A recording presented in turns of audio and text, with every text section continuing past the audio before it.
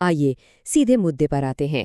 آج کے اس تجزیے میں ہمارے پاس بحث کے لیے کوئی لمبا چوڑا مقالہ یا مضمون نہیں ہے، بلکہ صرف ایک چھوٹا سا بظاہر عام سا ڈیجیٹل لنک ہے، انٹرنیٹ پر موجود ایک انتہائی مرکز ڈیجیٹل آرٹیفیکٹ۔ لیکن سچ کہوں تو یہ جتنا سادہ نظر آتا ہے، اس کے اندر تکنیکی ہدایات کا ایک پورا سمندر چھپا ہوا ہے۔ تو سب سے پہلا سوال یہ ذہن میں آتا ہے کہ 48 حروف کی اس تار یا سٹرنگ میں آخر کیا راز چھپے ہیں؟ دیکھیں، جب ہم اپنی منزل کو چھوڑ کر اس سواری پر غور کرتے ہیں جو ہمیں وہاں تک لے جا رہی ہے، تو چیزوں کو دیکھنے کا نظریہ بالکل بدل جاتا ہے۔ وہ مخصوص راستہ جس سے گزر کر مواد ہم تک پہنچتا ہے، ڈیجیٹل زبان کی ایک ایسی پیچیدہ تار ہے جو پلک جھپکتے ہی فاصلے سمیٹ لیتی ہے۔ بالکل 48 یہ اس واحد سورس مواد میں موجود حروف کی قطعی تعداد ہے، ایک پرفیکٹ اور ریاضی طور پر ترتیب دیا گیا ویب ایڈریس۔ اور یقین مانیں، ان 48 حروف میں سے کوئی ایک حرف بھی اتفاقیہ نہیں ہے، ہر علامت اور ہر نمبر ایک بہت ہی خاص مقصد کے تحت وہاں موجود ہے۔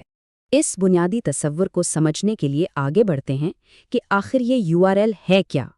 یونیفارم ریسورس لوکیٹر یا مختصراً URL۔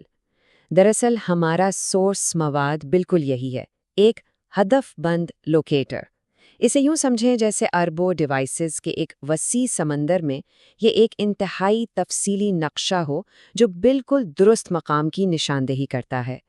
یہ کوئی عام سا نام نہیں ہے، بلکہ مکمل ہدایات کا ایک ایسا سیٹ ہے جو کمپیوٹر کو بتاتا ہے کہ بھئی کیا ڈھونڈنا ہے اور کہاں سے ڈھونڈنا ہے۔ اور یہ ہماری وہ مخصوص اسٹرنگ ہے۔ پہلی نظر میں تو یہ بس انگریزی حروف اور نمبروں کی ایک کھچڑی سی لگتی ہے نا؟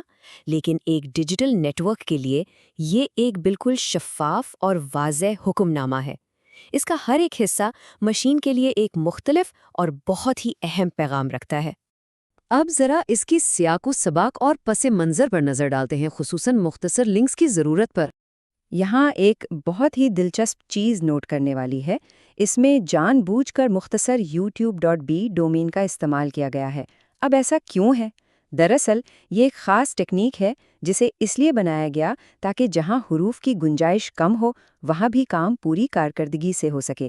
اس سے نہ صرف جگہ کی بچت ہوتی ہے، بلکہ شیئرنگ کا عمل بھی تیز تر ہو جاتا ہے۔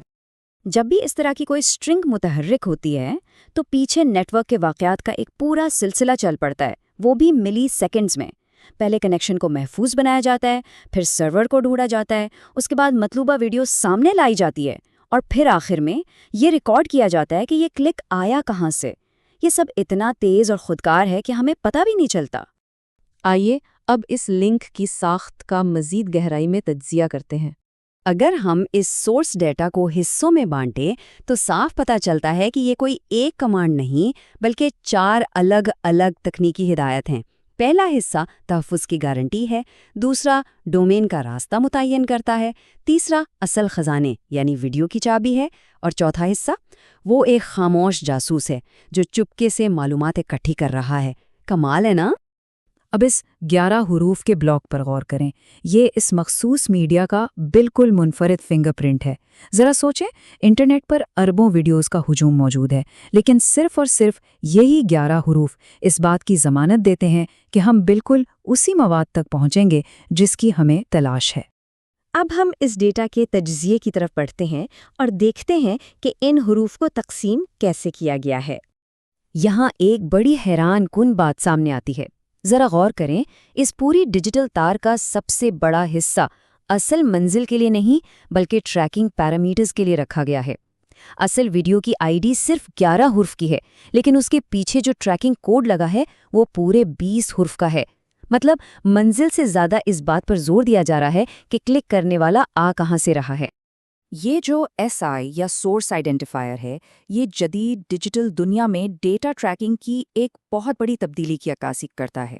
آج کل پلیٹ فارمز کو صرف اس بات سے غرض نہیں کہ ان کا مواد دیکھا جا رہا ہے، وہ یہ جاننا چاہتے ہیں کہ کس نے شیئر کیا، کہاں شیئر کیا اور کس نیٹ ورک سے شیئر کیا۔ یہ چھوٹا سا کوڈ دراصل انسانی رویوں کے ڈیٹا کا ایک بہت بڑا جال بن رہا ہے۔ اس سب کے حقیقی دنیا پر کیا اثرات مرتب ہوتے ہیں؟ آئیے اس پر ایک نظر ڈالتے ہیں۔ یہ مرحلہ وار طریقہ کار ایک بظاہر معصوم سے ہائپر لنک کو ایک انتہائی فعال ڈیٹا اکٹھا کرنے والے ٹول میں بدل دیتا ہے۔ یہ بالکل ایسا ہے جیسے ہر شیئر کیے گئے لنک کے ساتھ ایک غیر مرئی دھاگا بندھا ہو۔ جیسے ہی کوئی دوسرا شخص اس لنک کو کھولتا ہے، وہ دھاگا فوراً مین سرور کو سگنل بھیجتا ہے کہ بھئی رابطہ قائم ہو گیا ہے۔ اس طرح پورے ویب پر انسانی رابطوں کا ایک بہت ہی تفصیلی خاکہ تیار ہو جاتا ہے۔ اور اب ہم اپنے اس تجزیے کے بالکل آخری اور سب سے اہم سوال کی طرف آتے ہیں۔ سوچنے کی بات یہ ہے کہ جب ایک سادہ سا ویب ایڈریس اپنی تقسیم کے پورے راستے کو ٹریک کر سکتا ہے، تو کیا یہ واقعی صرف ایک لنک ہے یا پھر یہ اس شخص کا مکمل ڈیجیٹل نقش قدم ہے جس نے اسے شیئر کیا؟ اس واحد سٹرنگ نے ہمیں یہ سوچنے پر مجبور کر دیا ہے کہ ہمارے روزمرہ کے ڈیجیٹل رابطوں کے ساتھ ڈیٹا کے کتنے ہی غیر مرئی نشانات خاموشی سے جڑے ہوئے ہیں۔ ڈیجیٹل دنیا میں ہم جو کچھ بھی شیئر کرتے ہیں وہ اپنے پیچھے ایک ایسا پس منظر چھوڑ جاتا ہے جو کبھی نہیں مٹتا اور جو ہر کلک کی خاموش گواہی دیتا ہے۔ تو اگلی بار جب کوئی لنک کاپی کریں تو ذرا سوچیے گا ضرور۔